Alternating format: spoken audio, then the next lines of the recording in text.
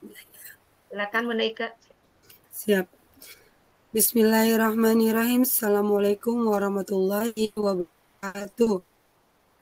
Waalaikumsalam warahmatullahi wabarakatuh. Alhamdulillahirabbil alamin wa bihi nasta'inu ala umuri dunya waddin. Wassalatu wassalam asrofil anbiya'i wal mursalin wa ala alihi washabihi ajmain. Yang kami hormati dosen pengampu asesmen kebutuhan dan perkembangan anak usia dini, yaitu Bapak Chandra Apriansa MPD. Insya Allah kami dari kelompok 6 akan mengampu materi tentang pengembangan alat ukur domain aspek perkembangan, asesmen kebutuhan dan perkembangan anak usia dini yang dibawakan oleh kelompok 6. Nah, kita yang terdiri dari saya yaitu satu ada Bunda Dede Aprianti, kemudian yang kedua Bunda Dede Nunung. Bunda Dede Nunung sudah izin untuk tidak lanjut di S2 ini. Kemudian yang ketiga ada saya Ika Setiawati. Yang keempat ada Bunda Titin Supriyatin, dan yang kelima Bunda Yeni. Izin Bapak Chandra serta teman-teman untuk Bunda Titin sedang tidak sehat dan izin untuk istirahat. Mohon doanya untuk beliau untuk kembali pulih kondisi sehingga bisa bergabung bersama kami kembali. Izin untuk menginformasikan dan memaparkan tentang alat ukur perkembangan anak usia dini, yaitu usia dini merupakan periode emas. Anak usia dini dapat menyerap secara optimal setiap stimulus yang diberikan oleh lingkungan. Fase ini harus dapat dikembangkan secara maksimal untuk membuka potensi anak-anak Indonesia. Perkembangan anak usia dini menjadi sangat krusial, khususnya untuk menghadapi bonus demografi yang harus dapat dimanfaatkan secara optimal untuk mewujudkan Indonesia maju menuju tahun 2045. Lanjut teh. Kebijakan PAUD HI ini bertujuan satu, untuk memenuhi kebutuhan esensi anak usia dini secara utuh. 2. Melindungi anak dari perlakuan salah. 3. Menyelenggarakan pelayanan anak usia dini secara terintegrasi. Mewujudkan pembangunan anak usia dini disesuaikan dengan Peraturan Presiden Nomor 60 Tahun 2013 tentang perkembangan anak usia dini. Holistik Integratif atau PAUD HI. PAUD HI juga merupakan bagian dari proses implementasi kerangka Nurturing Care WHO Indonesia. Next.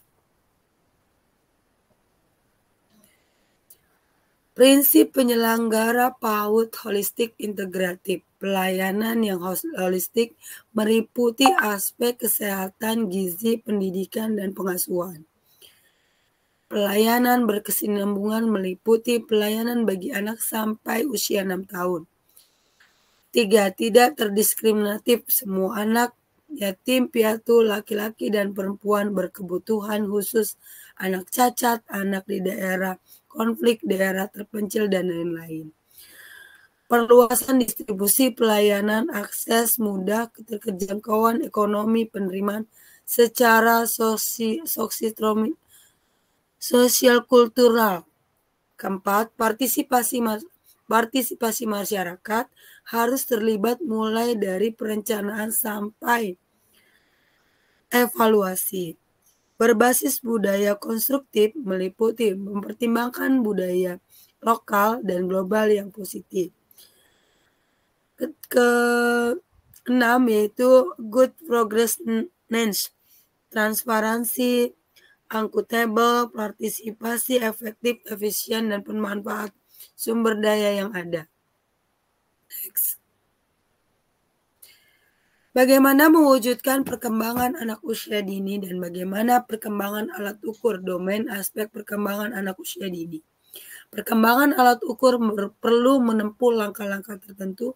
Ada 9 yang harus ditempuh untuk dapat mengembangkan tes hasil belajar atau prestasi yang baik. 1. Menyusun spesifikasi tes. 2. Menelaah soal. 3. Melakukan uji coba. 4. Menganalisis butir soal. 5. Memperbaiki soal. 6. Merakit soal. 7. Melaksanakan tes. Dan ke-8. Menafsirkan hasil tes. Menurut Kementerian Kesehatan Indonesia tahun 2013, deteksi dini tumbuh kembang anak merupakan kegiatan atau pemeriksaan untuk mendeteksi penyimpangan perkembangan dini pada balita dan anak prasekolah. Adanya instrumen dapat memudahkan orang tua maupun pendidik untuk mengetahui sesuai atau tidaknya perkembangan anak. Next.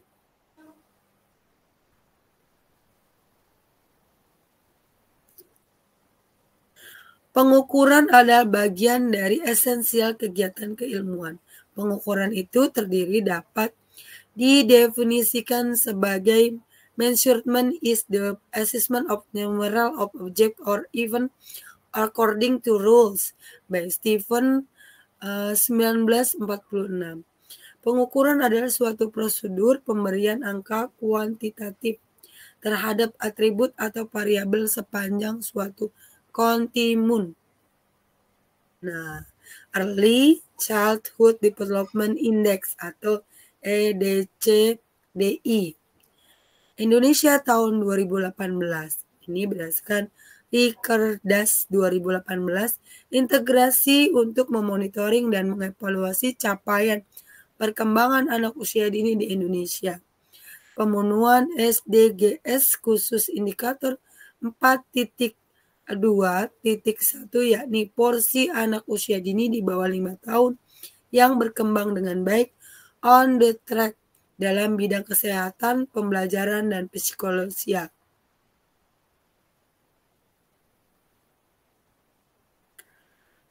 Early Childhood Development Index 1. Menciptakan pengukuran yang komprehensif daripada tingkat populasi anak-anak baik secara nasional maupun internasional.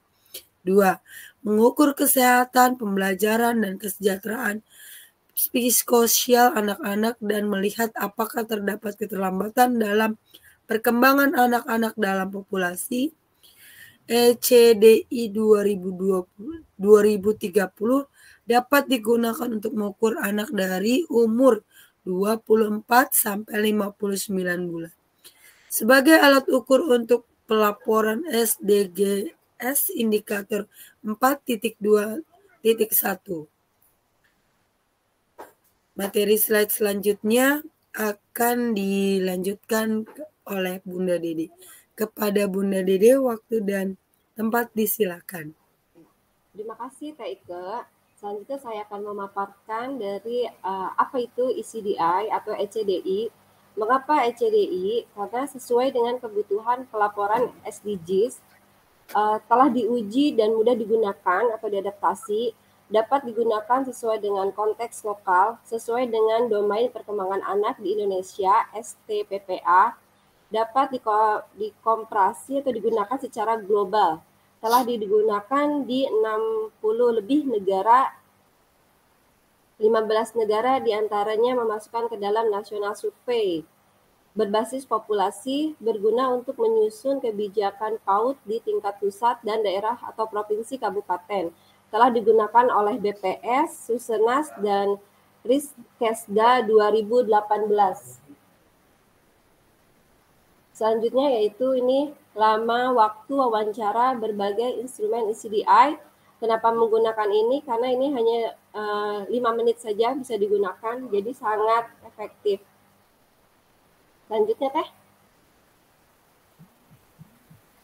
Cakupan konten dari ECDI 2030 antara lain ada 3 domain, 12 subdomain, pembelajaran, bahasa ekspresif, numerasi, literasi, pra-menulis, ada fungsi eksekutif, kesejahteraan, psikososial yang mencakup kemampuan mengelola emosi, kemampuan bersosialisasi, kesehatan mental, perawatan diri, motorik kasar, motorik halus, kesehatan. Next teh. Indikator ICD. Maaf teh, ya ini bisa diperbesar lagi nggak layarnya? Sebentar, Bun. Iya. Ini sudah full, Bun. Oh, udah full ya. Ya udah. Indikator ICDI 2030, proporsi anak usia 24 sampai 59 bulan yang telah mencapai jumlah minimum pencapaian tahap perkembangan yang diharapkan pada kelompok usianya. Jadi bagian ini adalah tahapan minimal pencapaian dari pertanyaan yang ada di ICDI itu. Untuk anak usia 24 sampai 29 bulan itu minimal jawabannya itu sampai 7, 30 sampai 35 bulan itu 9, 36 sampai 41 bulan itu 11, 42 sampai 47 bulan itu 13, 48 sampai 59 bulan itu diharapkan 15 pertanyaan. Pencapaian yang bisa dicapai. Ya, next teh.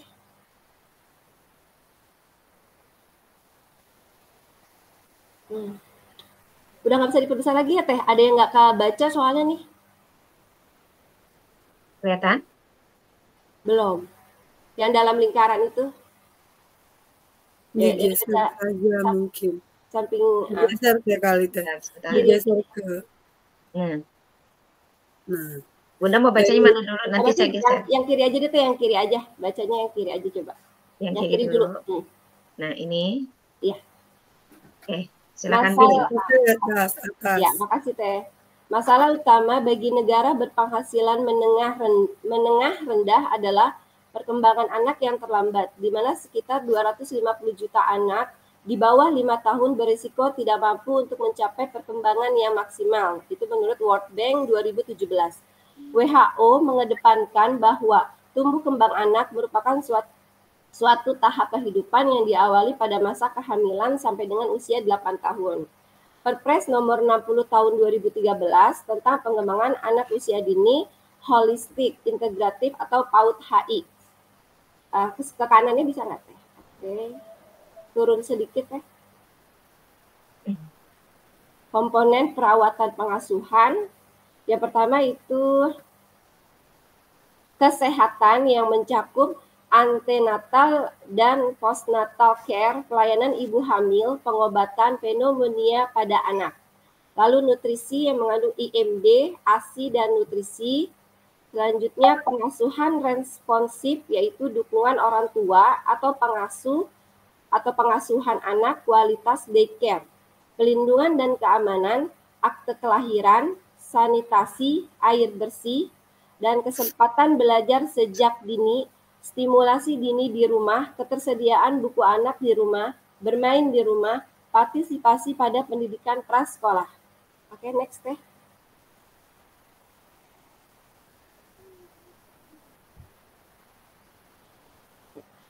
Belum kelihatannya belum jelas gitu teh.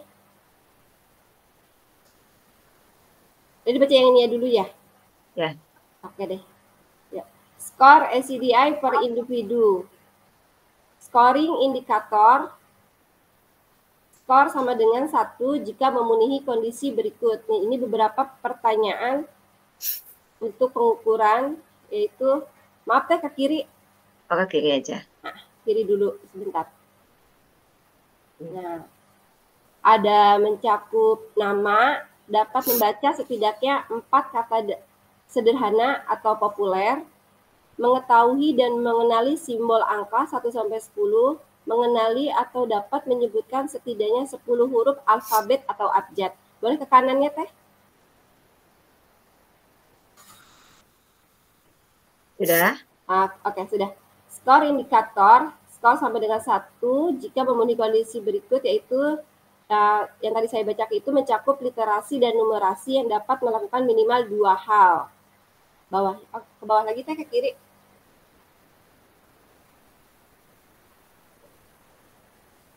Selanjutnya, dapat mengambil benda kecil seperti kerikil atau tongkat kayu kecil dengan menggunakan 2 ibu jari dan telunjuk, tidak kadang-kadang sakit sampai tidak bermain. Kanannya tuh, itu masuk dalam fisik dan dapat melakukan minimal 1 hal. Satu lagi teh. Ke bawah lagi, ke kiri lagi.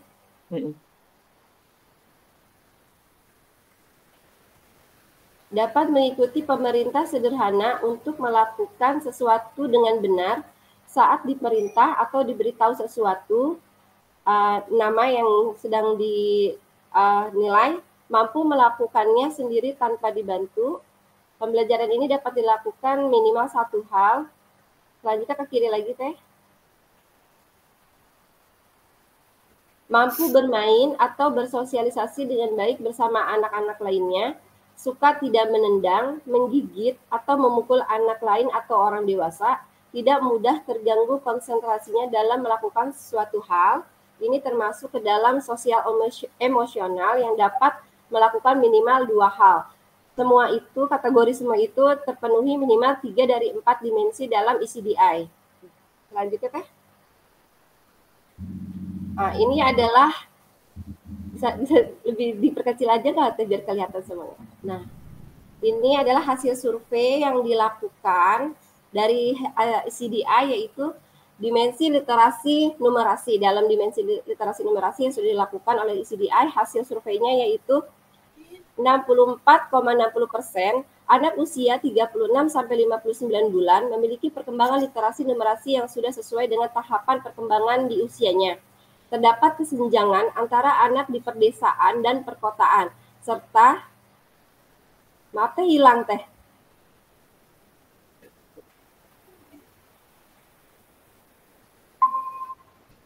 Oke. Saya ulangi lagi ya.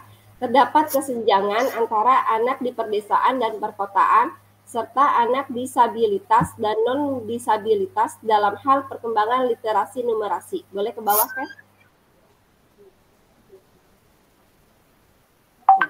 Maaf, Teh, sebelumnya ke kiri dulu. Mau lihat bagannya itu. Ya, ini bagan berdasarkan dari penelitian di Indonesia sendiri ya, masih di Indonesia, yaitu kebanyakan dari ya 63,10% itu laki-laki, 66,20% itu perempuan, 68,10% perkotaan, 60,50% perdesaan, status disabilitasnya 64,31% non-disabilitas, 45,84% disabilitas. Oke, next Teh.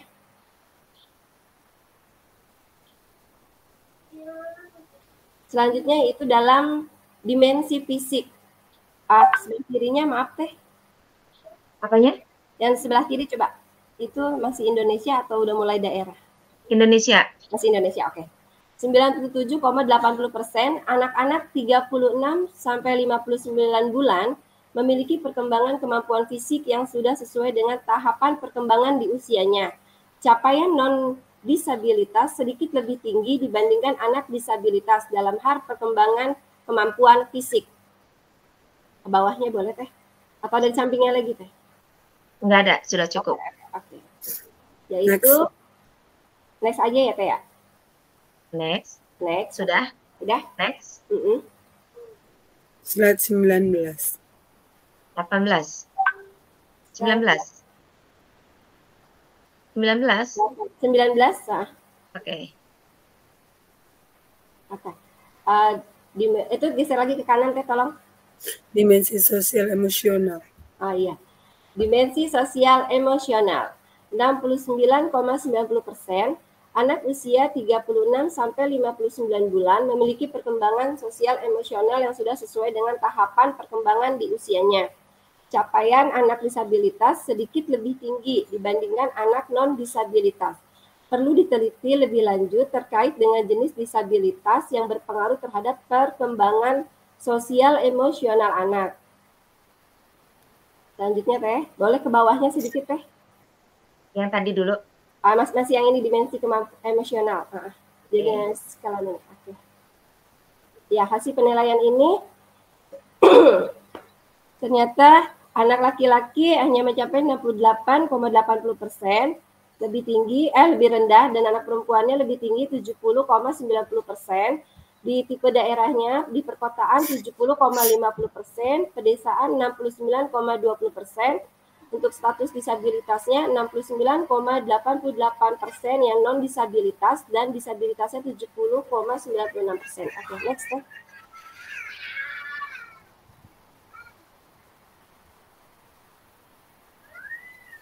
Dalam dimensi kemampuan belajar, 95,20% anak usia 36 sampai 59 bulan memiliki perkembangan kemampuan belajar yang sudah sesuai dengan tahapan perkembangan di usianya. Capaian anak di perkotaan lebih tinggi dibandingkan anak di pedesaan. Capaian anak disabilitas jauh di bawah anak non-disabilitas. Ya, boleh ke bawah sedikit ya. Hal ini berdasarkan hasil survei jenis kelamin 95,20 itu anak laki-laki, 95,20% perempuan, tipe daerah 96,20% perkotaan, 94,10 pedesaan, status disabilitas yaitu 95,43 non disabilitas, 83,18% disabilitas. Ya Teh, masih dari juga Teh? Sudah. Sudah, oke. Selanjutnya, Teh Titin atau Alhamdulillah. Oh sudah. Alhamdulillah selamat bergabung Bunda Titin Supriyantin pada pagi hari ini melengkapi kelompok 6. Insya Allah slide 21 sampai 25 disambungkan oleh Bunda Yeni. Baik. Kepada Bunda Yeni, sebentar ya Teh. silakan. Teh Yeni maaf sebentar, Dede izin live dulu ya. Oh iya. Sebentar Teh. Ya Bun. Ya. Baik. Terima kasih Bunda Ike. Mohon izin teteh-teteh semua, teman-teman mahasiswa S2 PAUD Pancasakti dan dosen kami Bapak Chandra. Saya akan melanjutkan untuk di slide selanjutnya yaitu slide 21 Teh. Maaf. dimensi kemampuan. Ya. Dimensi kemampuan. Oh, dimensi kemampuan. Siap. Belajar. Ya. Di sini di slide 20 dimensi kemampuan belajar ya Bunda Ike. Ya, di slide 21 Teh. Ya, siap. Oke. Izin. Ini ya kemampuan belajar ya. Dimensi kemampuan belajar berdasarkan hasil uji atau hasil penilaian yaitu di ESDI ini ada 95,20% anak usia 36 sampai 59 bulan memiliki perkembangan kemampuan belajar yang sudah sesuai dengan tahapan perkembangan di usianya. Capaian anak di perkotaan sedikit lebih tinggi dibandingkan anak di pedesaan dan capaian anak disabilitas jauh di bawah anak non-disabilitas. Di sini hasil surveinya bisa sama-sama kita lihat di mana menurut jenis kelaminnya untuk anak laki-laki yaitu sekitar 95,20% dan untuk anak perempuan 95,20%. Lalu untuk tipe daerah di mana untuk perkotaan 96,26% dan di daerah pedesaan 94,10%. Di status disabilitas yang seperti dikatakan tadi di atas bahwa untuk disabilitas yaitu ada 95,45% itu yang non disabilitas dan 83,18% itu disabilitas. Artinya yang di disabilitas itu lebih rendah dibandingkan yang di non-stabilitas. Mohon izin, saya lanjutkan. Instrumen ICDI 2030 ini di mana di instrumen ini perkembangan anak usia dini menjadi salah satu indikator pemantauan kemajuan SDGs.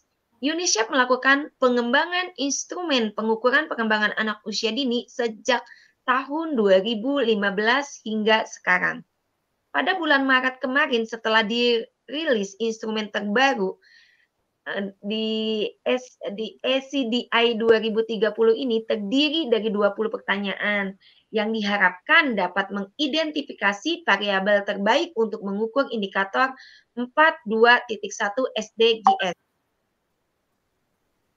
Di mana di slide sebelumnya Bunda Dede sudah mengatakan bahwa instrumen ini terdiri dari 20 jenis pertanyaan yang sangat mudah orang tua untuk menjawabnya karena kurang lebih itu hanya dalam waktu 5 menit saja.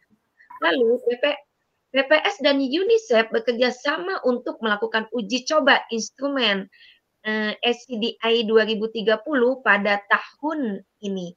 Inilah di sebelahnya mungkin bisa sama-sama kita lihat, inilah kuesioner lengkap tentang uji coba tersebut, di mana di sana itu ada 20 pertanyaan-pertanyaan atau kuesioner yang harus dijawab oleh orang tua. Nah, dari hasil jawaban inilah yang akan diuji, diolah datanya.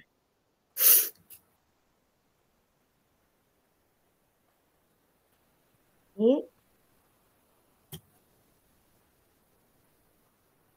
Bapak Ibu hebat semua, ini contoh pengukuran ACDI-nya, di mana ACDI ini berpedoman pada multiple indikator cluster survey atau disingkat MICS 6.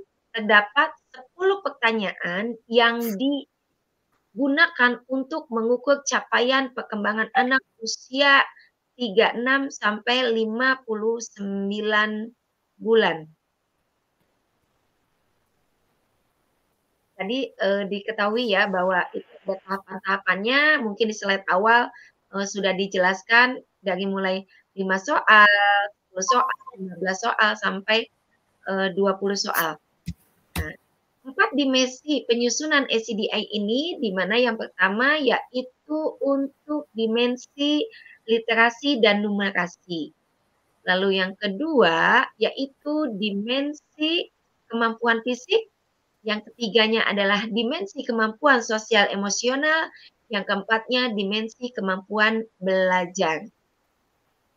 Mungkin di dimensi literasi numerasi ini ada salah satu soal pertanyaannya yang perlu dijawab, apakah anak Ananda sudah dapat mengenal namanya sendiri, sudah dapat mengenal nama orang tuanya, nama neneknya, di mana mereka tinggal. Nah, itu salah satu contoh dari pertanyaan-pertanyaan yang ada di ACDI ini.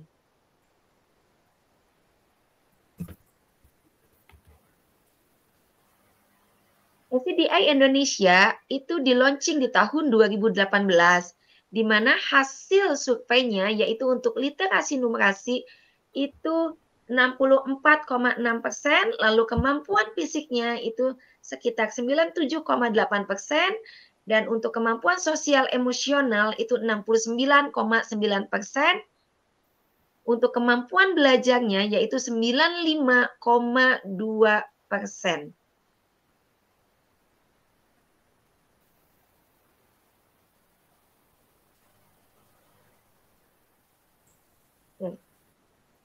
Ini berdasarkan hasil surveinya Indonesia. Ya, mungkin saya next karena ini adalah untuk Indonesia sendiri itu ada di 80, hasil surveinya ada di sekitar 88,30%. ACDI menurut provinsi di tahun 2018. Jadi ini di surveinya mulai seperti yang tadi di slide awal dikatakan, dari mulai jenis kelaminnya, survei secara jenis kelamin, survei di mana anak itu tinggal, apakah di daerah perkotaan atau di daerah pedesaan, lalu juga berdasarkan hasil survei yang tadi di slide awal sudah dijelaskan juga, apakah anak ini anak yang disabilitas atau tidak. Nah, hasilnya di Indonesia sendiri yaitu 88,30%. Menurut hasil survei ACDI 2018.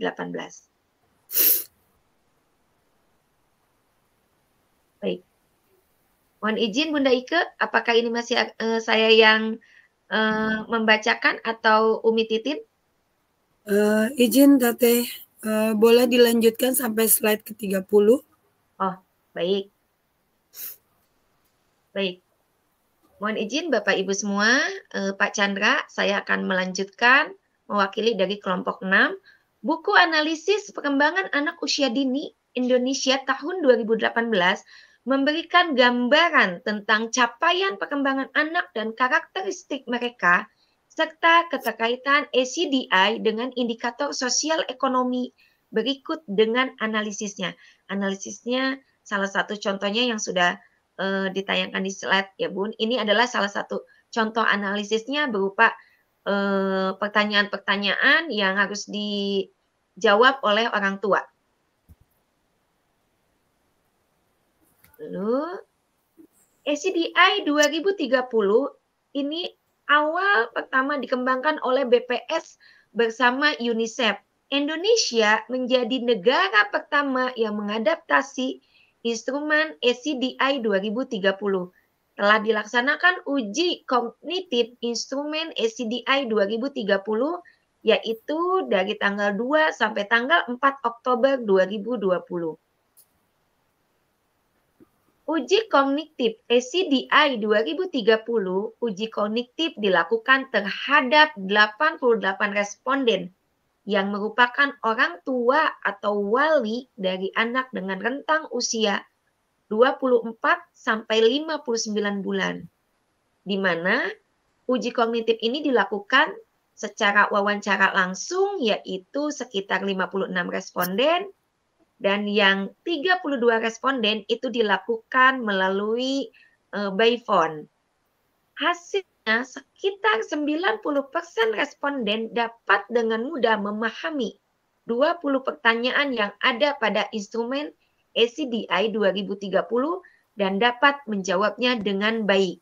Dari sisi pertanyaan, hanya ada 3 pertanyaan yang butuh sedikit penajaman dan konfirmasi.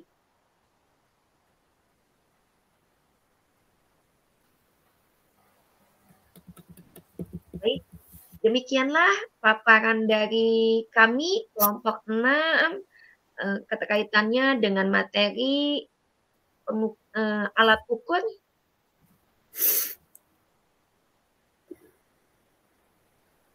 Ya, itu tentang alat ukur di mana di pengembangan alat ukur ini untuk domain aspek perkembangan, yaitu asesmen kebutuhan dan perkembangan untuk anak usia dini. Terima kasih, saya kembalikan kepada moderator. Silakan Bunda Ike. Baik, sebentar. Ya, baik, terima kasih kepada Bunda Yeni, Bunda Dede, serta Bunda Titin.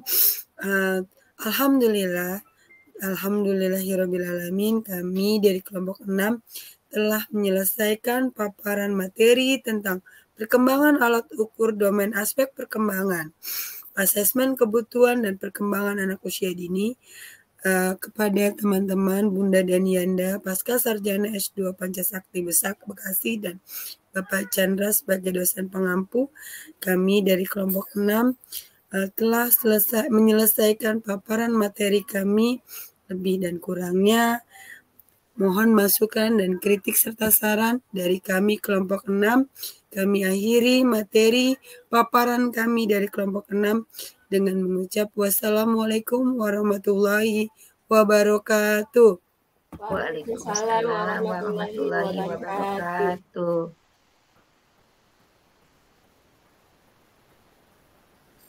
Foto dulu sama materinya boleh gak?